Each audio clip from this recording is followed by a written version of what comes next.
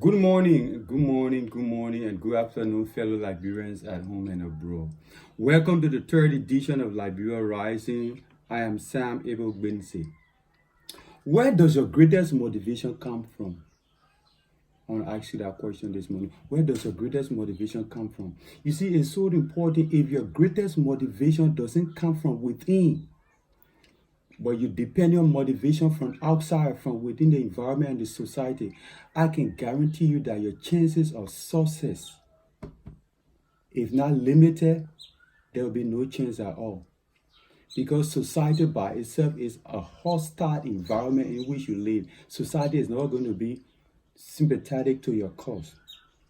So a Liberia rising will work. I always say Liberia rising because I believe Liberia is going to rise. A Liberia rising works only depending on what you could be doing and not on what you are doing right now. Because you see, what you are doing is not what you could be doing. And sometimes most of the things I say may sound simple, familiar, and as a result, you might not take it very seriously.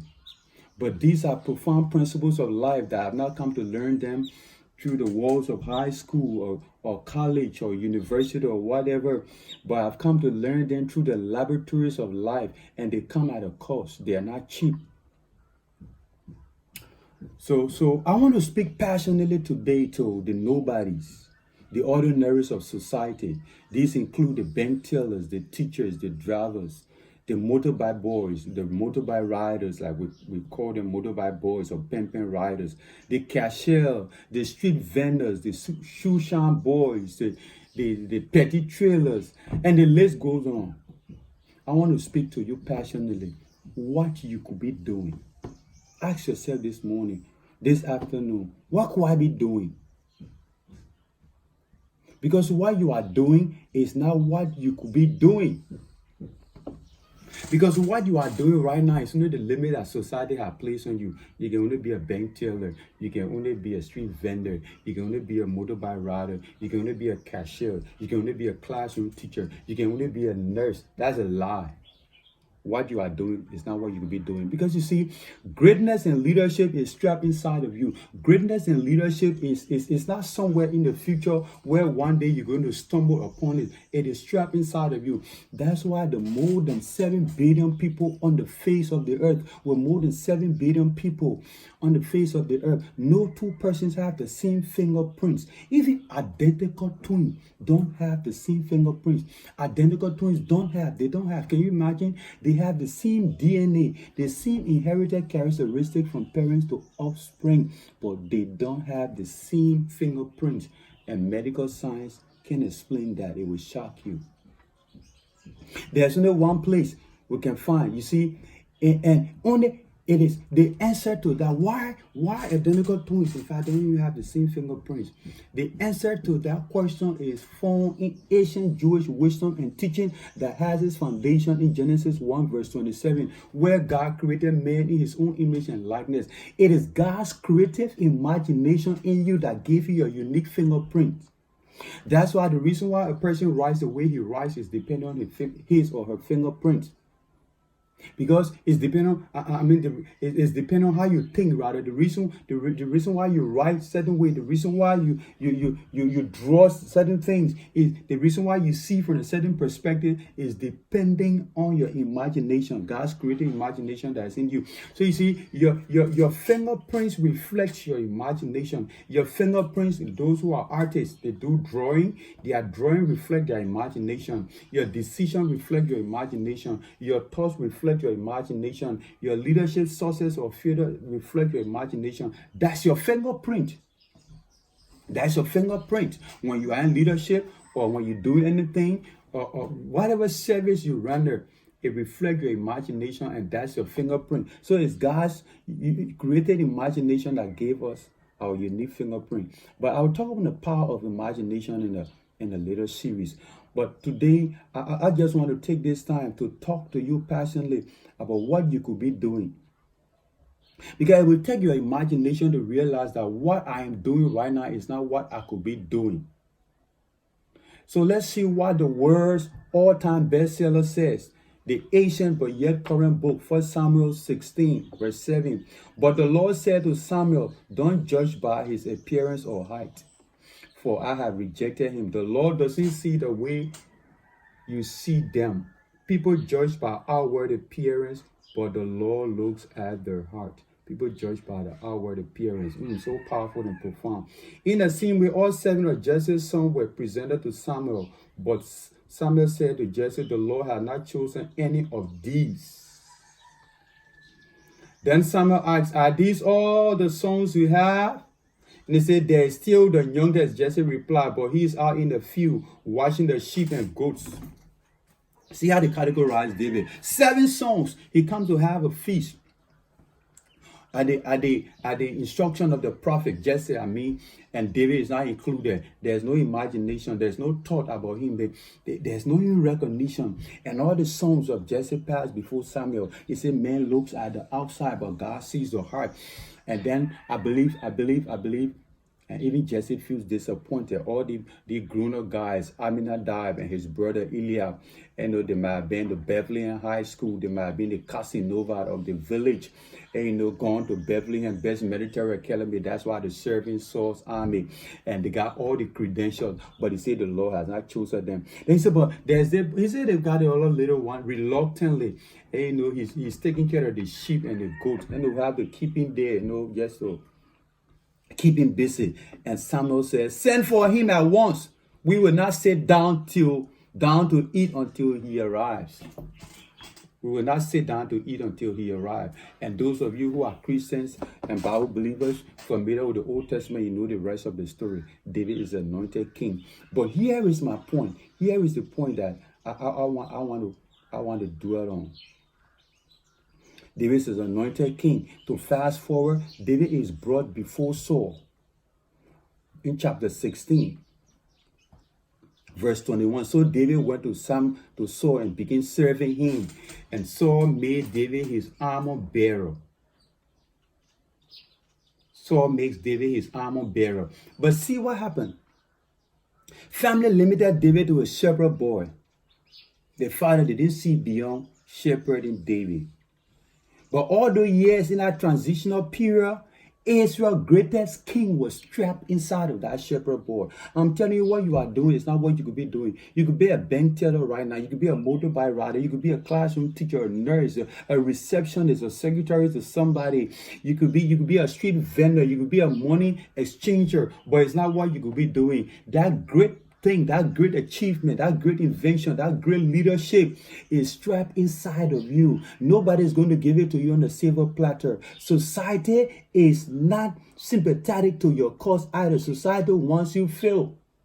Israel's greatest king was trapped inside the shepherd boy. And see what happened. He comes to Saul. Saul makes David his armor bearer. But Israel's greatest warrior is trapped inside of an armor bearer.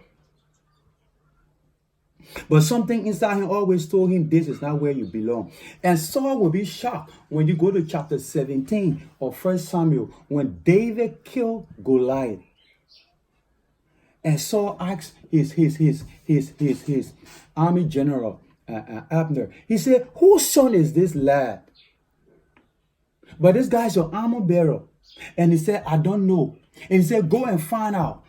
And when David comes with the head of Goliath, Saul is not even interested in the head of Goliath.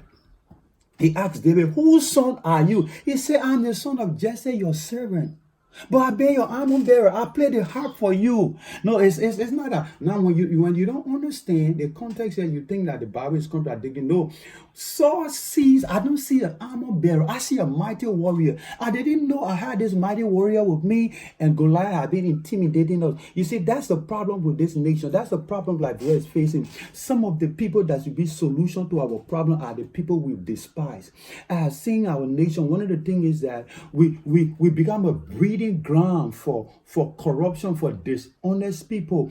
But our environment doesn't allow for honesty and greatness and potential to grow. That's why I say your greatest motivation has to come from within. Don't depend on the society because they're not going to give it to you. Look at this young man. He did not look for recognition by defying me. He was not a defiant. He was not rebellious. Some people want to be recognized today by being rebellious, by doing all kind of crooked deals, and they perpetuate themselves into power and position. He didn't do that. People want recognition today. They got to get position and title. Leadership is not position and title. He was a shepherd boy. He was an armor bearer. But when he stood and killed Goliath, guess what they said? David has killed 10,000. Saul has killed his 1,000, but David his tens of thousands. It was the very people that changed that perspective, because leadership is results.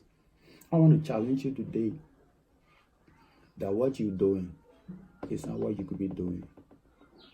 It's not what you could be doing. Society might place a limit on you like David. David wants to kill Goliath, and Saul said, he's been fighting war from his youth, but you are just a youth. No. But you see that, but that's a conjunction over there.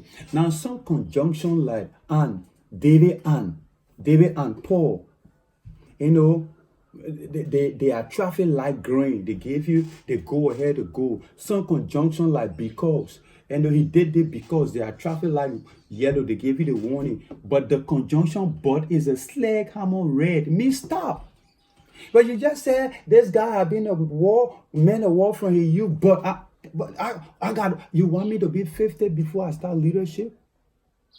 And some of you, that's what you're doing. You are in places, you still honor people, you are employees, you are so dishonest. You don't see beyond your limit today. That's why sometimes I go to places when I see people how they conduct themselves. I say, don't limit yourself to this place. Especially some of you that serve at bank tellers and places at employee. I want to challenge you. That's not where you belong. I'm not saying don't be faithful, don't be honest, but sometimes you sit behind the desk and you feel that you ought to it. That's not your limit, because you know how leadership in the world operates. They treat you like the machine spare part. After they use you and they come to a place, that entity doesn't have place for you again. They dispose of you. They bring back another person, and it will be as if it never existed. You got to rise up with the mentality that I refuse to be an employee. I want to be an employer in the next 5, 10, 15, 20 years. I go to this place to recharge my cable TV, DSTV, and they said the thing can be done online. I tried online, it wasn't working, and then I'm so mad, so I go there. I said, but you said this thing should be done online, and why they can't be done? And there's this lady, almost in her 50, telling me, this is how we have done it before. Go back to where you come from. And I fell for her. Almost in your 50s, you don't know retirement is coming, and you're still an employee. What you do is not what you could be doing. But that's our attitude, the attitude of complacency. I told you that leadership is attitude. That's going to be the emphasis here. Beloved, don't let society bring you down and limit you. That's not your limit. There's something inside of you. It will take your creative imagination to look at yourself today, and you will walk out of that job. And because sometimes the thing that we are so afraid, we are so scared. I have walked out of jobs. I have walked out of position and opportunity because I just knew it's not what I could be doing. I had a scholarship 2 years ago to travel to the States with my family, do up to a doctoral program at the East Tennessee State University, all expense paid. I turned that down. For Liberia, some people will run after that. You will get a status with your family and your kids will go to school. Beloved, that's not what I could be doing. I applied for the scholarship. I got it. Everything was okay. But something told me that's not what you could be doing. That's why Liberia Rising. That's why I believe in Liberia Rising. If this nation will change, we all need to have the attitude and not be certified and stuck up in our babyhood stage because of the information feeding us through our senses and the current reality. Life is not about your current reality and current status, but it's about future potential. God bless you. If this lesson and teaching has been inspiring to you, I want you to like our video. I want you to subscribe. I want you to share and also leave your comment as to how we can improve it. Bye-bye. Have a blessed day. See you again.